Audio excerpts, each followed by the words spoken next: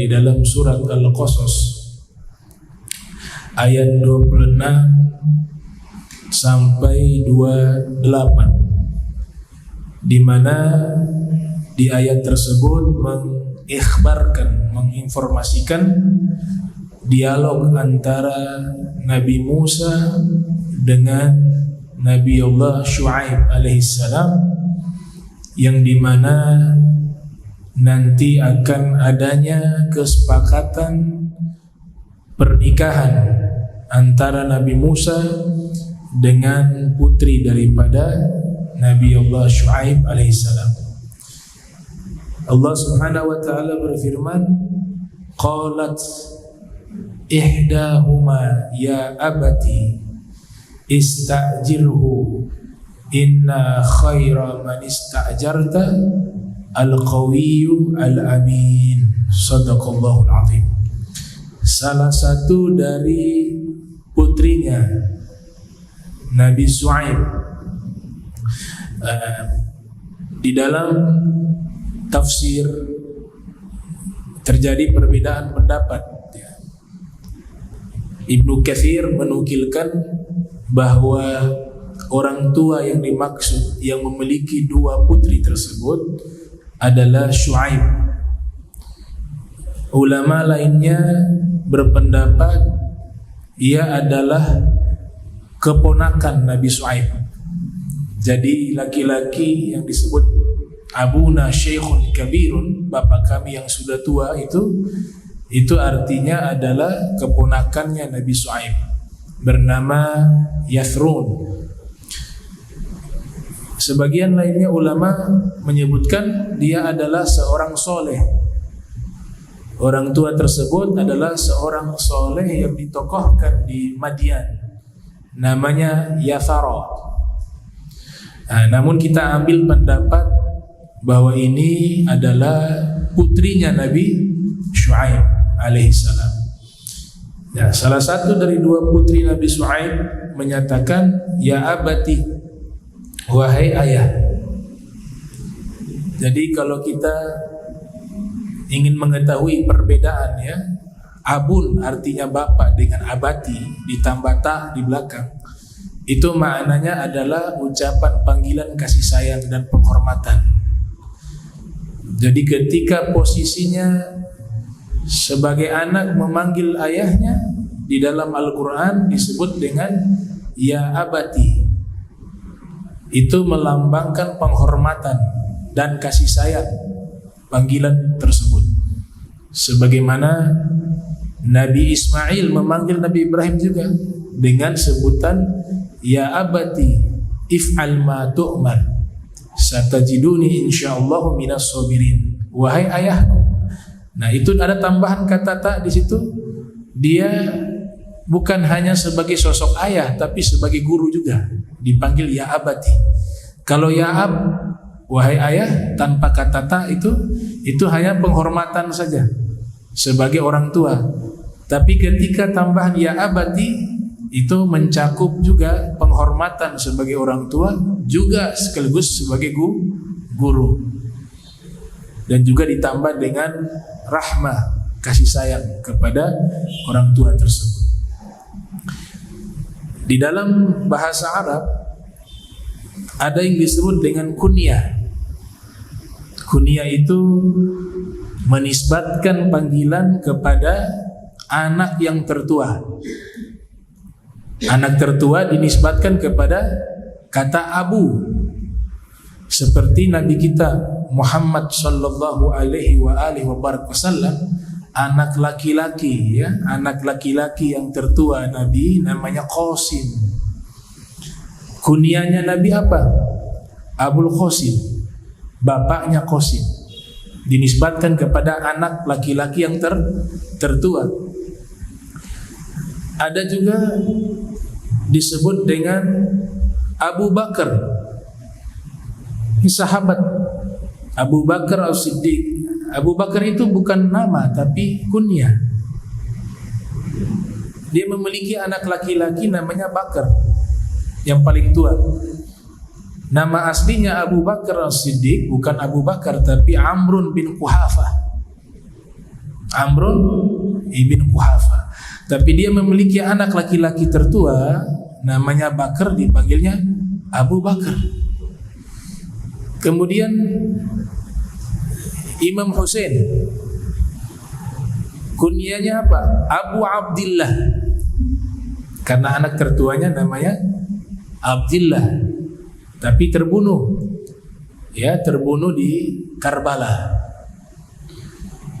Imam Hasan dipanggil dengan Abu Muhammad, bapaknya Muhammad, karena anak tertuanya laki-laki bernama Muhammad.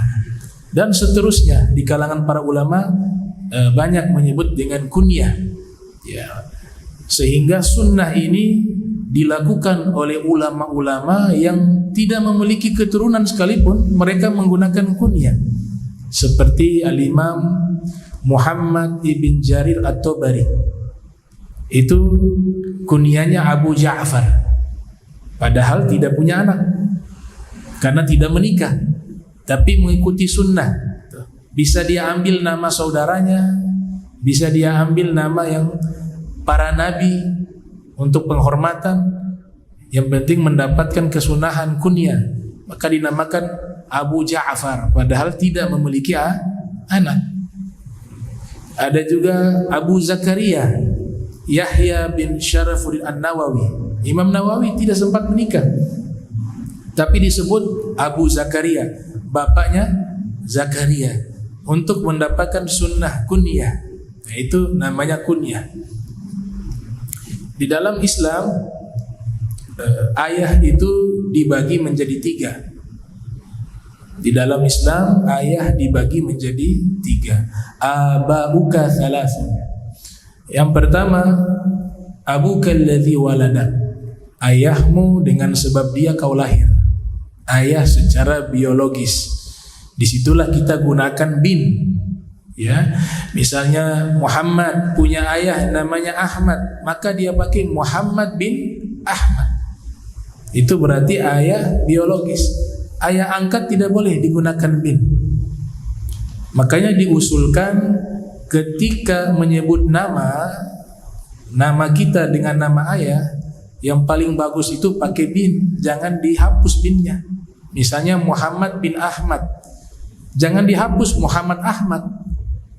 Ja'far bin Abdillah, jangan dihapus binnya jadi Ja'far Abdillah, tapi harus pakai bin, sehingga menjelaskan identitasnya bahwa itu adalah ayahnya. Nah, itu ayah secara biologis. Yang kedua, abuka alladhi zawwajaka bintahu. Abuka alladhi zawwajaka bintahu. Yang kedua, ayah yang menikahkan dirimu dengan putrinya, mertua. Itu juga manzilah, berkedudukan sebagai ayah. Yang ketiga, abuka alladhi 'allamak, ayahmu yang mengajarkan engkau ilmu, yaitu guru. Sehingga banyak para guru kita sebut dengan kata ayah, abuya.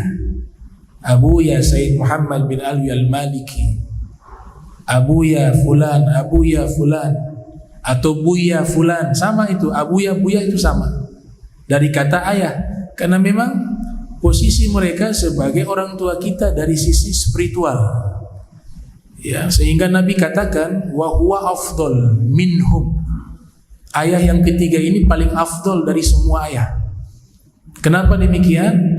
Karena kalau ayah biologis, jika posisinya sebagai ayah saja, sebagai orang tua saja, dia memberikan kepada kita konsumsi fisik, semuanya sifatnya fisik, beri makan fisik, kemudian diberikan kita pakaian, minuman, tempat tinggal, keamanan. Nah, semuanya diberikan oleh ayah biologis. Tapi kalau ayah yang posisinya guru, dia kenalkan kita kepada Allah, dia kenalkan kita kepada Rasul SAW, dia bersihkan, dia didik hati kita menjadi suci, dia didik ruh kita menjadi suci. Maka mendidik ruh dengan jasad lebih afdal mendidik ruh daripada jasad. Maka ayah yang ketiga lebih afdal dari ayah yang pertama. Nah, dari semuanya itu kita kembali ke satu ayah disebut dengan Abul Bashar, ayahnya semua manusia, yaitu Nabi Adam alaihissalam. Kemudian di atas itu semua ada ayah disebut dengan Abul Ajsad wal Arwah, bapaknya jasad dan ruh, yaitu Nabi Muhammad sallallahu alaihi wasallam. Nah, ini beberapa istilah di dalam tasawuf disebut dengan ayah. Ada 3, ayah secara biologis, ayah sebagai mertua, dan yang ketiga ayah sebagai guru. Kalau peran seorang ayah dia bisa mengambil 2 peran, maka dia paling afdolnya ayah. Ayah secara biologis dan ayah sebagai guru. Dan itu banyak di kalangan para ulama yang mereka di rumah mereka sudah cukup mencetak anak-anaknya menjadi orang-orang soleh, mencetak anak-anaknya menjadi ulama-ulama besar. Semisal di zaman dahulu di abad ke-7 Hijriah ada ulama yang lahir tahun 727 Hijriah, wafat 771 Hijriah, bernama Al-Imam Tajuddin As-Subki. Dia dididik oleh ayahnya, seorang ulama, seorang alim bernama Imam Taqiyuddin As-Subki. Kemudian juga ada ayahnya dari Al-Imam Ali Zainal Abidin bin Husain, gurunya dan ayahnya Imam Husain bin Ali bin Abi Thalib. Imam Husain, Imam Hasan dan Imam Husain, Imam Hasan dan Imam Husain gurunya serta ayahnya, yaitu gerbangnya ilmu, Amirul Mukminin Al-Imam Ali bin Abi Thalib. Demikianlah itu yang disebut dengan ayah yang ideal. Dia bukan sebagai ayah yang hanya memberikan nafkah fisik, tapi juga dia mentarbiyah anaknya secara ruhaniyah. Kalau tidak mampu, serahkan kepada guru yang mampu mendidik spiritualnya, mendidik agamanya. Maka sempurnalah peran seorang ayah. Jadi ayah ada 3 dan 3-tiganya wajib kita muliakan, wajib kita hormati, wajib kita cintai. Disitulah dipanggil ya abati, ya abati. Ista'jirhu inna khaira man ista'jarta al-qawiyyu al-amin. Kemudian anak wanita Nabi Shu'aib ini mengatakan, wahai ayahku, pekerjakanlah dia. Dia di sini siapa? Nabi Musa alaihissalam. Inna khaira man ista'jarta, sesungguhnya sebaik-baiknya orang yang engkau pekerjakan dia, al-qawiyyu al-amin, karena orang ini dia kuat dan dia amanah. Perhatikan kisah yang lalu ya, di mana 2 putri daripada Nabi Shu'aib menyaksikan bagaimana kuatnya Nabi Musa, yang dia memikul batu yang menutup daripada sumur, yang dimana mereka mengambil air dari sumur tersebut untuk diberikan minum kepada hewan ternak mereka, dan juga minuman untuk diri mereka, ditutup dengan batu sumur tersebut. Diangkat dalam satu riwayat, batu besar itu diangkat oleh 10 orang laki-laki. Di riwayat yang lain, arba'una rajulan, batu yang besar itu yang menutup sumur itu diangkat oleh 40 orang laki-laki. Nabi Musa mengangkat seorang diri. Itu disaksikan oleh 2 putri dari Nabi Shu'aib alaihissalam.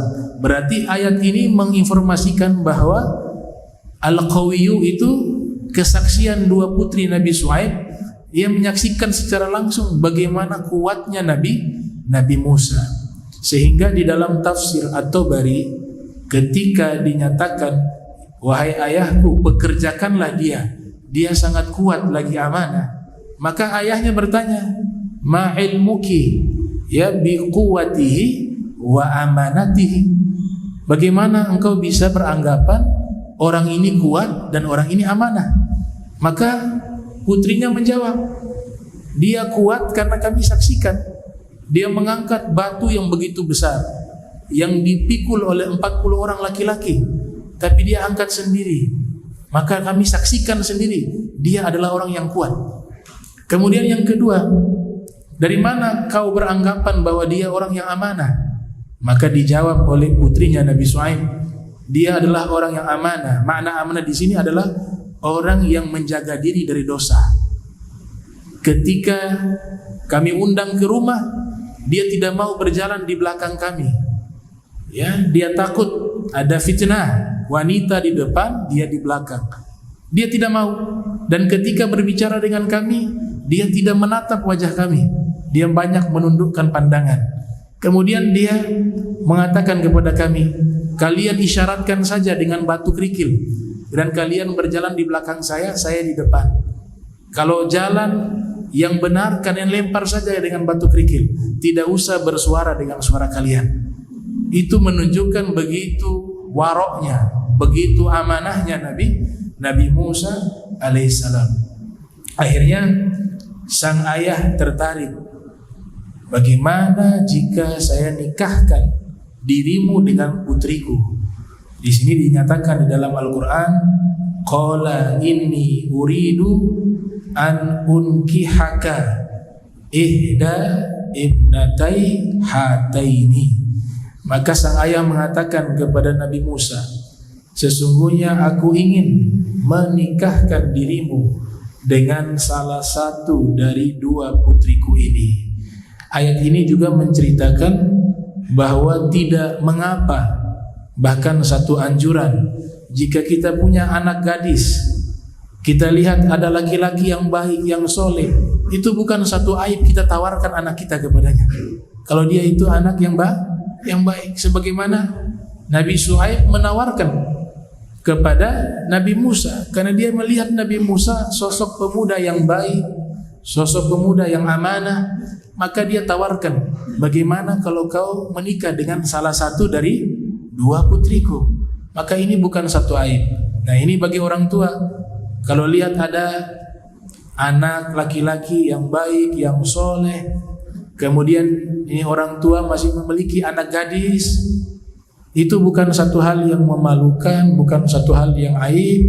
Dia nyatakan kepada anak laki-laki tersebut, kamu sudah menikah belum? Belum menikah. Saya punya anak gadis, orangnya baik.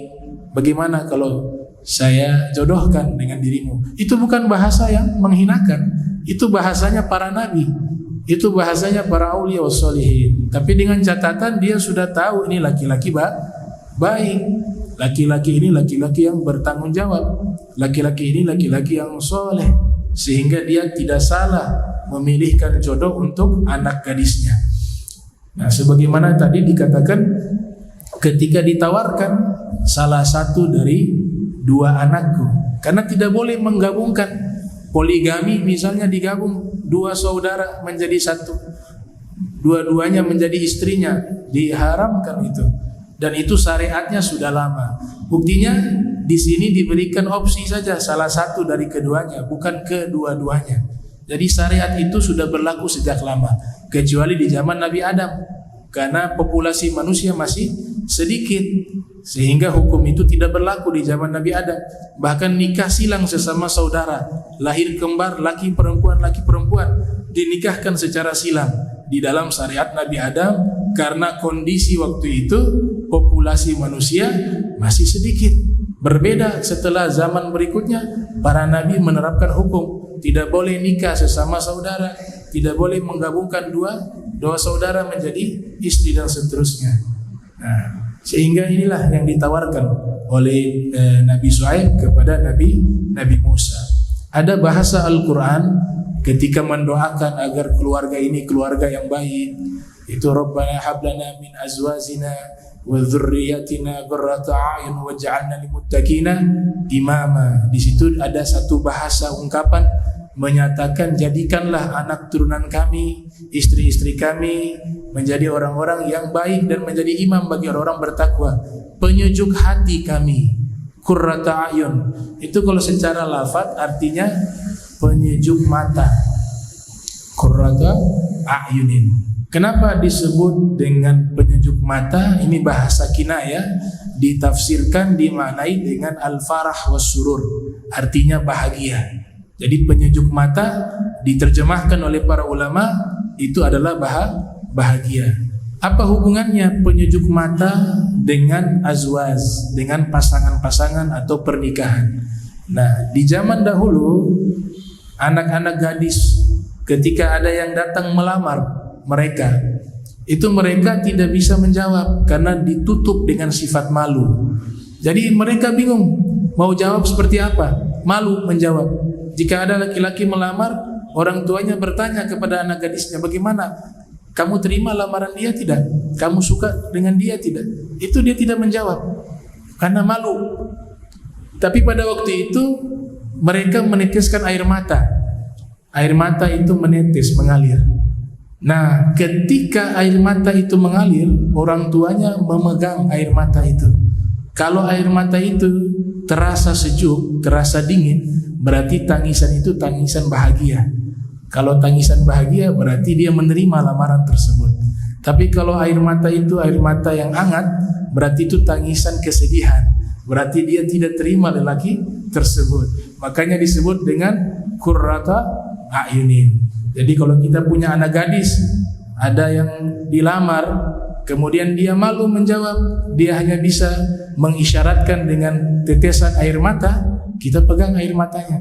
Kalau dia dingin berarti tangisan bahagia, berarti dia senang, dia ridho memilih lelaki tersebut. Tapi kalau dia hangat berarti tangisan kesedihan, berarti isyarat dia tidak senang dengan lelaki tersebut.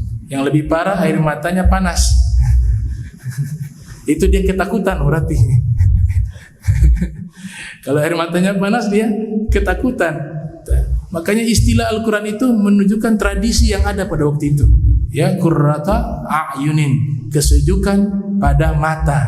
Ditafsirkan kesejukan hati, ditafsirkan kebahagiaan, al-farah was-surur.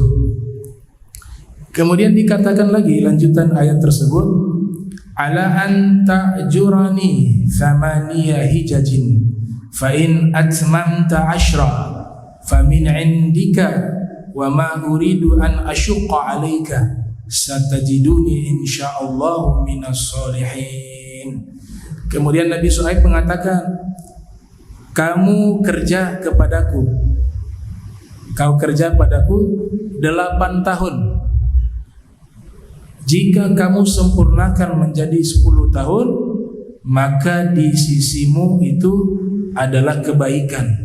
Wa ma urid an asyqa alaika, dan saya tidak ingin memberatkan dirimu. Kau akan dapati aku dengan izinnya Allah termasuk orang-orang yang soleh. Ini ulama mengatakan bahwa Nabi Musa diberikan tawaran. Tawarannya apa? Tawarannya, kau menikah dengan anakku dengan kau kerja 8 tahun, nafkahmu saya tanggung, dan juga saya berikan putriku menjadi istrimu. Itu yang dimaksud. Kalau kamu baik, kau sempurnakan 10 tahun. Nah, Nabi kita Muhammad sallallahu alaihi wasallam pernah dialog dengan malaikat Jibril. Nabi Muhammad seakan-akan bertanya kepada malaikat Jibril, itu Nabi Musa kerja kepada Nabi Shu'aib berapa lama? Di ayat ini kan dikatakan 8 tahun. Tapi jika kamu mau menyempurnakan 10 tahun, itu kebaikan dari dirimu. Nah, kemudian Rasulullah Muhammad sallallahu alaihi wasallam menjawab bahwa dapat informasi dari Allah. Jibril bertanya kepada Israel, Allah Ta'ala menjawab bahwa Nabi Musa menyempurnakan 10 tahun tinggal bersama Nabi Shu'aib alaihissalam. Salah satu pendeta orang Yahudi, mereka punya riwayat ini, tapi di dalam kitab-kitab mereka tidak ada jawaban apakah Nabi Musa tinggal di Madian di sisi Nabi Shu'aib selama 10 tahun ataukah 8 tahun sebagaimana ayat tersebut. Tidak tahu mereka jawabannya. Maka datanglah pendeta Yahudi ini menemui Ibnu Abbas radhiyallahu anhuma. Kemudian ditanyalah Ibnu Abbas, Nabi Musa dia menetap di sisi Nabi Shu'aib berapa lama? 8 tahunkah atau 10 tahun?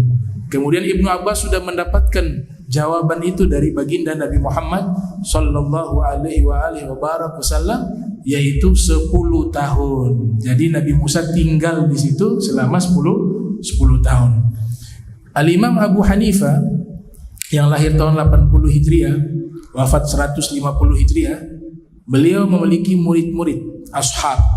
Mereka menganalisa ayat ini tentang masalah muamalah, masalah perdagangan. Di sini nanti Nabi Syuaib memberikan tawaran kepada Nabi Musa, kau mau putuskan yang mana? Yang 8 tahun atau yang 10 tahun? Tuh. Dan kalau engkau memilih 8 tahun, itu kesepakatan awal. Tapi kalau kau memilih 10 tahun, berarti itu kebaikan darimu. Nah, ternyata di sini ada isyarat di dalam mazhab Hanafi, kalau kita dagang punya 2 barang, 2 benda atau 2 budak, diistilahkan budak di zaman itu, atau benda, kemudian kita tawarkan, ini benda yang satu, yang kedua harganya sama, kau pilih yang mana saja, terserah. Nah, itu dalam mazhab Hanafi hukumnya sah, sebagaimana pilihan yang diberikan kepada Nabi Musa, memilih antara 2 waktu tersebut, yang 10 tahun atau yang 8 tahun. Ternyata Nabi Musa memilih salah satu, yaitu yang 10 tahun. Adapun dalam mazhab Hambali memaknai makna ini, yaitu dalam bab ijarah, bab memberikan upah. Jadi memberikan upah tanpa uang, diganti dengan makanan, dan juga menikahkan anak gadisnya kepada lelaki tersebut, itu dibolehkan sebagai pengganti upah. Maknanya bagaimana? Ada orang kerja, kita tidak punya uang, dan orang ini orang baik, orang soleh. Tadi disunahkan kalau laki-laki ini masih bujangan, dia orang yang baik, orang yang soleh, kita punya anak gadis, disunahkan kita menawarkan kepada lelaki tersebut anak kita untuk dinikahi. Kemudian kita ingin mempekerjakan dia, tapi tidak ada uang untuk digaji. Kita buat kesepakatan, selama kau kerja kepada saya sekian tahun, saya gajinya lewat memberikan kamu makan setiap hari, 1 hari 3 kali.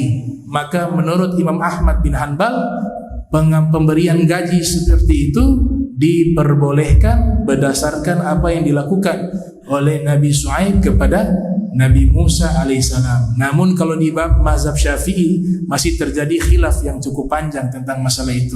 Itu kita berbicara di dalam ilmu fikih. Di sini kita tidak bahas masalah fikih, tapi kita hanya mengutip tafsiran-tafsiran para ulama tentang masalah tersebut. Dia masuk di bab ijarah, bab memberikan upah.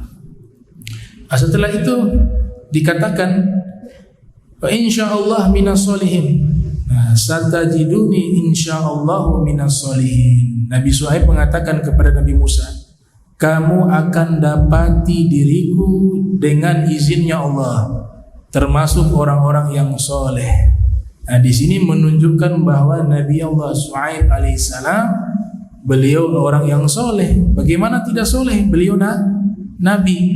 Kemudian kalau kita tafsirkan, ini bukan Nabi Syuaib, tapi namanya Yathrun. Yathrun juga disebutkan dalam tafsir Qurtubi, juga di dalam tafsir Ma'alik Tanzil yang ditulis oleh Imam Al-Baghawi yang lahir 433 Hijriah, wafat 516 Hijriah, menyatakan Yathrun adalah seorang rajulun solehun. Dia adalah seorang laki-laki yang soleh. Insyaallah minas solihin. Kemudian setelah perjanjian ini dilakukan, diberikan tawaran, ya, dikatakan oleh Nabi Syuaib, zaka baini wa bainaka ayyama al-ajalain. Ya, ini di antaraku dan di antaramu. Mana di antara 2 pilihan waktu tersebut yang kamu pilih? Khadaita fala udwana alayya. Aku tidak akan menuntut tambahan waktu. Jadi artinya Nabi Syuaib memberikan tawaran, yang 8 tahun atau 10 tahun, kau putuskan saja yang mana yang kau pilih untuk bisa bekerja kepadaku. Ternyata Nabi Musa memilih yang 10 tahun. Kemudian dikatakan di sini, wallahu ala ma naqul wakil. Dan Allah atas apa yang kita ucapkan di dalam perjanjian tersebut wakil. Allah menjadi saksi. Makanya pernikahan itu yang saksi siapa? Yang saksi Allah. Disebut apa? Mitsaqan ghalidha, perjanjian yang sangat berat. Kenapa pernikahan disebut perjanjian yang sangat berat? Karena yang menjadi saksi langsungnya Allah. Itu di dunia hanya perwakilan, tapi hakikatnya Allah sebutkan mitsaqan ghalidha, satu kesaksian yang sangat berat tanggung jawabnya karena disaksikan oleh Allah Subhanahu wa taala. Sehingga Nabi katakan, talak itu sesuatu yang halal, sesuatu yang boleh. Tapi sesuatu yang halal yang paling dibenci oleh Allah adalah tolak. Abghadul halali ilallahi subhanahu wa ta'ala at-tolak. Sesuatu yang halal yang paling dibenci oleh Allah subhanahu wa ta'ala adalah at-tolak, perceraian. Kenapa paling dibenci? Karena yang saksi awalnya Allah. Allah sudah saksi di situ. Kemudian di tengah jalan diputuskan kesaksian tersebut, maka disebut apa? Mitsaqan ghalidha. Walaupun dalam syariat ada beberapa hal kita diizinkan untuk talak, tapi perempuan ini juga sebagai pesan karena banyak kejadian juga, ya, perempuan itu tidak punya hak mentalak suami, tidak punya hak. Jadi perempuan tidak bisa mentalak suami. Kalau perempuan mau mentalak suami, dia harus lewat pengadilan, namanya khulu. Khulu itu kalau ini suami sudah tidak layak, ya, nafkah tidak diberikan atau sudah secara fisik melukai istri.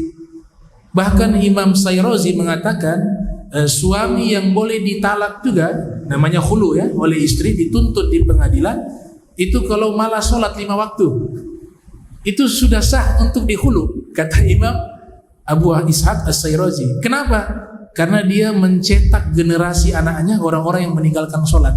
Di rumahnya itu bukan rumah baiti jannati, tapi baiti nari. Ya, rumahku nerakaku, bukan rumahku surgaku. Itu salah satu cara, namanya khulu. Jadi dia harus mengadu kepada pengadilan, kepada hakim yang berhak memutuskan itu.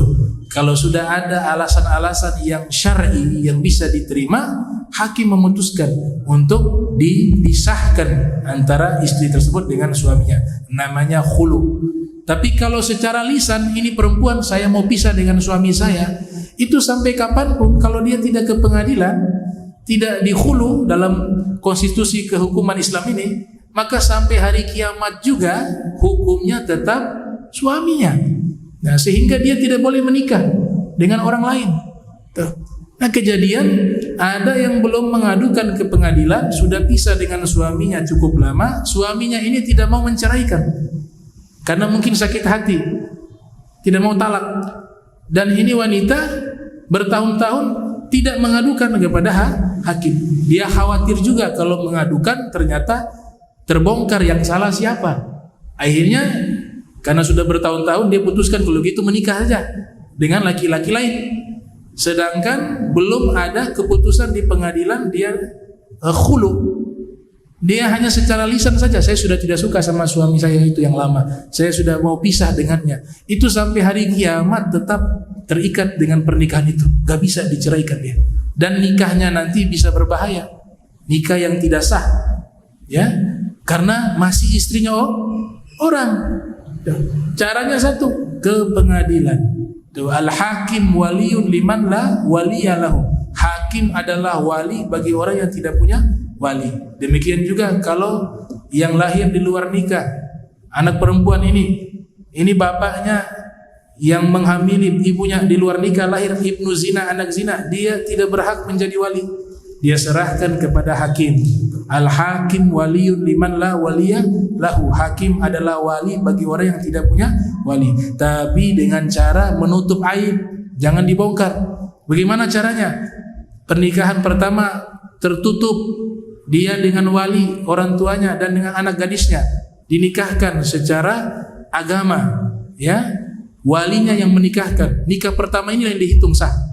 Nikah kedua, sang bapak menikahkan, ada tamu undangan untuk menutup aib. Oh, bapaknya nikahkan itu. Padahal yang sah yang pertama, karena dia statusnya ibnu zina, anak zina.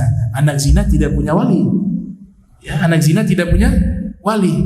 Sehingga dikatakan yang menikahkan harus hakim berdasarkan hadis Nabi Muhammad sallallahu alaihi wasallam, al-hakim waliyun liman la waliyalahu. Nah, insyaallah nanti kita lanjutkan pembahasan kisah Nabi Musa alaihissalam.